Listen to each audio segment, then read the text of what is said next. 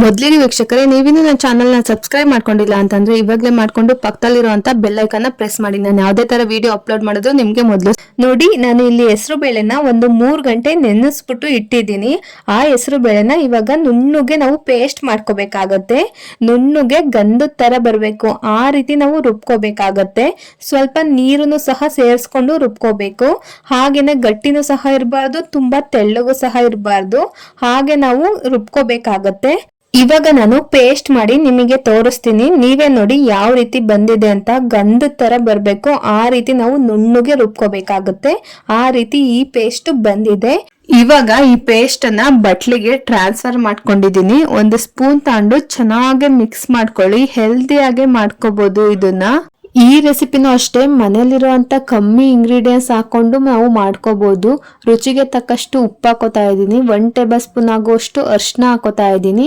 ಹಾಗೇನೆ ಓಂ ಕಾಳನ್ನ ಉಜ್ಜಿಬಿಟ್ಟು ಹಾಕೋತಾ ಇದ್ದೀನಿ. ಓಂ ಕಾಳನ್ನ ಉಜ್ಜಾಕೋಬೇಕು, ಯಾಕಂತ ಮುಂಚೆನೆ ನಾನು ಹೇಳಿದೀನಿ. ಸ್ವಲ್ಪ 1 ಟೇಬಲ್ ಸ್ಪೂನ್ ಆಗುವಷ್ಟು ಚಾಟ್ ಮಸಾಲ ಹಾಕೊಂಡಿದ್ದೀನಿ. ಇವಾಗ ಚೆನ್ನಾಗಿ ಮಿಕ್ಸ್ ಮಾಡ್ಕೊಳ್ಳಿ. ಅದು ಚೆನ್ನಾಗಿ ಕೋಟಿಂಗ್ ಹಾಕ್ಬೇಕು. ನಾವು ಹಾಕಿರೋಂಥ ಐಟಮ್ಸ್ ಎಲ್ಲ ಒಂದ್ ಸ್ವಲ್ಪ ಹೊತ್ತು, ಒಂದ್ 5 ನಿಮಿಷ ನೆನೆ ಹಾಕಿದ್ರು ಆಗುತ್ತೆ. ತುಂಬಾ ಚೆನ್ನಾಗಿ ಕೋಟಿಂಗ್ ಆಗುತ್ತೆ. ನೋಡಿ, ಈ ರೀತಿ ಮಿಕ್ಸ್ ಮಾಡ್ಕೊಬಿಟ್ಟು ಒಂದ್ 5 ನಿಮಿಷ ಬಿಟ್ರೆ ಚೆನ್ನಾಗಿ ರುಚಿ ಎಲ್ಲ ಚೆನ್ನಾಗಿ ಹತ್ಕೊಂಡಿರುತ್ತೆ. ಇವಾಗ ನೋಡಿ, ಸ್ವಲ್ಪ 1-2 ಟೇಬಲ್ ಸ್ಪೂನ್ ಆಗುವಷ್ಟು ಕಾಯಿಸಿರೋ ಎಣ್ಣೆ ಹಾಕೋತಾ ಇದ್ದೀನಿ. ಇದು ಹಾಕೋದ್ರಿಂದ ಸ್ಮೂತ್ ಆಗಿ ಬರ್ತವೆ, ಅದಕ್ಕೋಸ್ಕರ ಹಾಕೋತಾ ಇರೋದು. ಕ್ರಿಸ್ಪಿಯಾಗಿ ಬರೋದಿಕ್ಕೆ ಇವಾಗ ಅಕ್ಕಿ ಹಿಟ್ಟನ್ನ ಇದಕ್ಕೆ ಯೂಸ್ ಮಾಡ್ತಾ ಇದ್ದೀನಿ. ಅಕ್ಕಿ ಹಿಟ್ಟಿಲ್ಲ ಅಂದ್ರೆ ಮೈದಾ ಹಿಟ್ಟು ಸಹ ನೀವು ಯೂಸ್ ಮಾಡ್ಕೋಬಹುದು. ನಾನು ಅಕ್ಕಿ ಹಿಟ್ಟು ಹಾಕೊಂಡು ಯೂಸ್ ಮಾಡ್ಕೋತಾ ಇದ್ದೀನಿ. ಅಕ್ಕಿ ಹಿಟ್ಟು ಹಾಕೋದ್ರಿಂದ ಕ್ರಿಸ್ಪಿಯಾಗಿ ಬರ್ತವೆ. ಮೈದಾ ಹಿಟ್ಟು ಹಾಕಿದ್ರೆ ನಿಮ್ಗೆ ಅಷ್ಟು ಕ್ರಿಸ್ಪಿಯಾಗಿ ಬರೋದಿಲ್ಲ. ಇವಾಗ ನೀವು ಚೆನ್ನಾಗಿ ಕಲಿಸ್ಕೋಬೇಕಾಗುತ್ತೆ. ನಾವು ಹರ್ಕೊಂಡಿರೋ ನೀರಿನ ಅಂಶ ಇತ್ತಲ್ಲ, ಅದಕ್ಕೆ ಕರೆಕ್ಟ್ ಆಗಿ ನಾವು ಹಿಟ್ಟನ್ನ ಹಾಕೋಬೇಕಾಗುತ್ತೆ. ಎಕ್ಸ್ಟ್ರಾ ನೀರನ್ನ ಬಳಸ್ಕೋಬಾರ್ದು. ಇದಕ್ಕೆ ಬಳಸ್ಕೊಂಡ್ರೆ ಸ್ವಲ್ಪ ತಣ್ಣೀರು ಆ ತರ ಆಗುತ್ತೆ, ತಣ್ಣಗಾಗುತ್ತೆ, ಚೆನ್ನಾಗಿ ಬರೋದಿಲ್ಲ.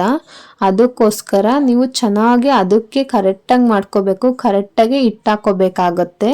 ನೀವು ಅದಕ್ಕೆ ತಕ್ಕಂತೆ ಸ್ವಲ್ಪ ಸ್ವಲ್ಪನೇ ಹಿಟ್ಟನ್ನ ಹಾಕೊಂಡು ಕಳ್ಸ್ಕೊತಾ ಬಂದ್ರೆ ನೋಡಿ ಈ ರೀತಿ ಬರುತ್ತೆ. ನೀವು ಜಾಸ್ತಿ ಹಿಟ್ಟು ಮೊದಲನೇ ಸಲನೇ ಹಾಕೊಳಕ್ ಹೋಗ್ಬೇಡಿ. ನೀಟಾಗಿ ಸ್ವಲ್ಪ ಸ್ವಲ್ಪನೇ ಯೂಸ್ ಮಾಡ್ಕೊಂಡು ಈ ರೀತಿ ನೀಟಾಗಿ ಕಲ್ಸ್ಕೋಬೇಕಾಗತ್ತೆ. ಇದನ್ನು ಸಹ ಒಂದ್ 5 ನಿಮಿಷ ಮುಚ್ಚಿ ಬಿಟ್ಬಿಡಿ. ಒಂದ್ 5 ನಿಮಿಷ ಮುಚ್ಚಿದಾದ್ಮೇಲೆ ಚೆನ್ನಾಗಿ ನೆನ್ಕೊಂಡಿರುತ್ತೆ. ಹಾಗೆ ನೆನ್ಕೊಂಡ್ರೆ ತುಂಬಾ ಚೆನ್ನಾಗಿ ಸಾಫ್ಟ್ ಆಗಿ ಕ್ರಿಸ್ಪಿಯಾಗಿ ಬರುತ್ತೆ. ನೋಡಿ, ಇವಾಗ ಸಣ್ಣ ಸಣ್ಣದಾಗೆ ಉಂಡೆ ತಗೊಂಡ್ಬಿಟ್ಟು ನಾವು ನಿಪ್ಪಟ್ಟು ತೊಡ್ತೀವಲ್ಲ, ಆ ರೀತಿ ಕೈನಲ್ಲೇ ತೊಟ್ಕೋಬೇಕಾಗುತ್ತೆ. ಇದು ಕೈಗೇನು ಅಂಟೋದಿಲ್ಲ, ಚೆನ್ನಾಗೆ ತೊಟ್ಕೋಬಹುದು. ಯಾವುದೇ ತರ ಒಡೆಯೋದು ಇಲ್ಲ. ನೀವು ಎಣ್ಣೆಗೆ ಹಾಕ್ದಾಗ ಯಾವುದೇ ತರ ಕದ್ರೋಗೋದು ಏನೂ ಆಗೋದಿಲ್ಲ. ತುಂಬಾ ಚೆನ್ನಾಗಿ ಊದ್ಕೊಂಡು ಬರುತ್ತೆ. ನೀವು ಯಾವುದೇ ರೀತಿ ಕಲಿಸ್ಕೊಳ್ಳಿ, ಆ ಭಯ ಅಂತೂ ಇರೋದೇ ಇಲ್ಲ. ನೀವು ಯಾವುದೇ ರೀತಿ ತೊಟ್ಕೊಂಡ್ರು, ದಪ್ಪ ತೊಟ್ಕೊಂಡ್ರು, ತೆಳ್ಳ ತೊಟ್ಕೊಂಡ್ರು ತುಂಬಾ ಚೆನ್ನಾಗಿ ಊದ್ಕೊಂಡು ಬರುತ್ತೆ. ನೀವು ಎಣ್ಣೆಗೆ ಹಾಕ್ದಾಗ್ಲೂ ಅಷ್ಟೇ ತುಂಬಾ ಚೆನ್ನಾಗಿ ಬೇಯ್ಕೊಳ್ಳುತ್ತೆ. ಇದ್ರಲ್ಲಂತೂ ಆ ಭಯನೇ ಬೇಕಾಗಿಲ್ಲ.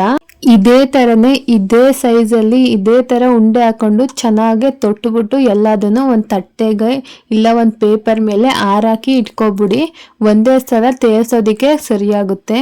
ಇವಾಗ ನಾನು ಗ್ಯಾಸ್ ಮೇಲೆ ಬಾಣ್ಲಿ ಇಟ್ಕೊಂಡಿದ್ದೀನಿ. ಬಾಣ್ಲಿಗೆ ಎಣ್ಣೆ ಹಾಕೊಂಡಿದ್ದೀನಿ.